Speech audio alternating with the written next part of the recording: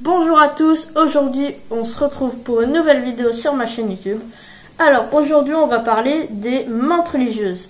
Alors les menthes religieuses c'est très joli, c'est un petit insecte que vous trouverez surtout dans les endroits ensoleillés. Genre des petites plaines, des champs de maïs secs. Perso les menthes religieuses c'est mon insecte préféré vu que c'est un des plus forts insectes.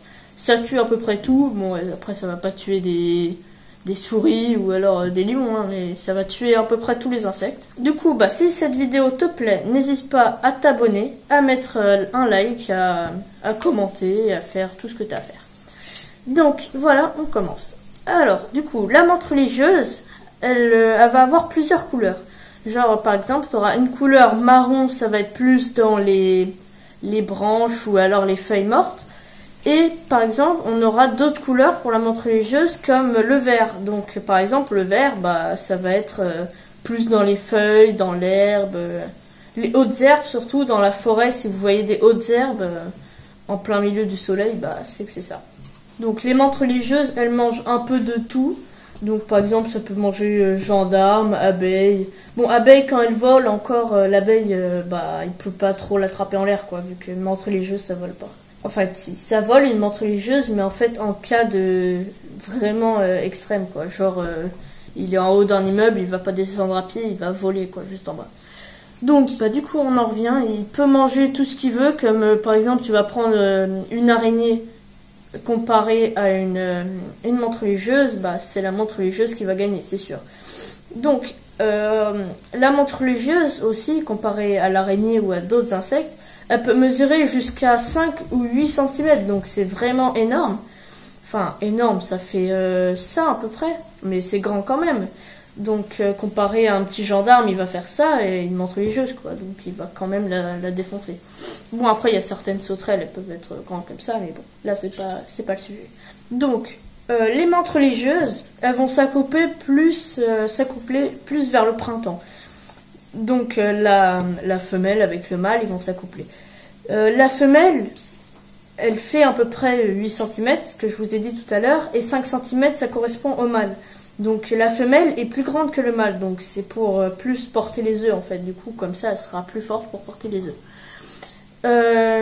La menthe religieuse, quand elle s'est accouplée, elle va prendre une petite branche, donc ça dépend si elle est marron ou pas. Si elle est verte, elle va prendre une feuille. Donc après, elle va poser un cocon, genre un petit fil de toile un peu gros comme ça.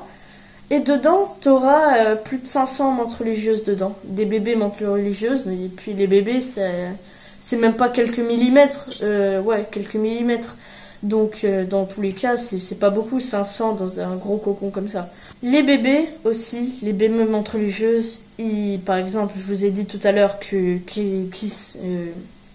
la femelle s'accouplait au printemps, mais aussi quand les œufs éclosent, quand les bébés ils arrivent à casser la petite poche, en fait c'est au mois de septembre.